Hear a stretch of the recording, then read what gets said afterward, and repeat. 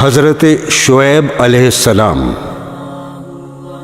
دوستو، پرانے زمانے میں مدین نامی ایک بڑا پر رونق شہر تھا۔ وہاں کے لوگ خوب مالدار تھے، تجارت اور سوداگری ان کا پیشہ تھا، مگر وہ لوگ بتوں کی پوجا کرتے تھے، سودا بیچتے وقت کم تولا کرتے تھے اور اسی طرح کم ناپا کرتے تھے۔ اللہ تعالیٰ نے حضرت شعیب علیہ السلام کو ان کے پاس نبی بنا کر بھیجا۔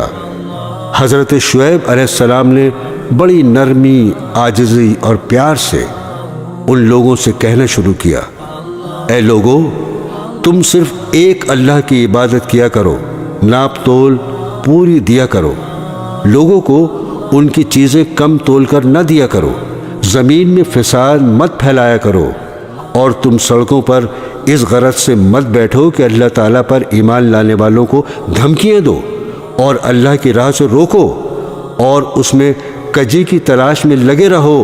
تم کتنے تھوڑے تھے، اللہ نے تم پر مہربانی کی، تم کو اولادیں دیں اور تم بہت ہو گئے۔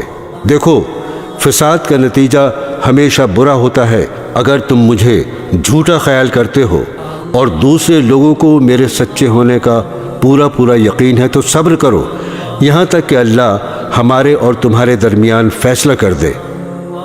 قوم کے دولت مند رئیس لوگ اس بار بار کی نصیحت کو برداشت نہ کر سکے، اور انہوں نے کہا، یہ کس طرح ہو سکتا ہے کہ ہم ان کو چھوڑ دیں جنہیں ہمارے ماں باپ دادا پوجا کرتے تھے؟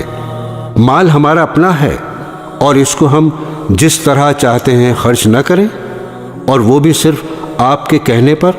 اور آپ ایسے سچے نیک کہاں سے بن گئے؟ کیا آپ کی نماز ایسی ہی باتوں کا حکم دیتی ہے؟ آپ جھوٹے ہیں، آپ پر کسی نے جادو کر دیا ہے۔ اگر سچے ہیں تو آسمان سے ہم پر پتھر برسائیں۔ شعیب علیہ السلام نے کہا، اگر تم نہیں جانتے تو چند روز کے بعد تمہیں معلوم ہو جائے گا کہ جھوٹا کون ہے اور کس پر اللہ کا عذاب اترتا ہے۔ آخر اللہ کا عذاب آ گیا۔ شعیب علیہ السلام اور ایمان والے تو بچ گئے، اور جو لوگ اللہ کی نافرمانی کرتے تھے وہ اپنے گھروں میں بیٹھے کے بیٹھے رہ گئے، اور ایسے برباد ہوئے گویا ان مکانوں میں کبھی بسے ہی نہ تھے۔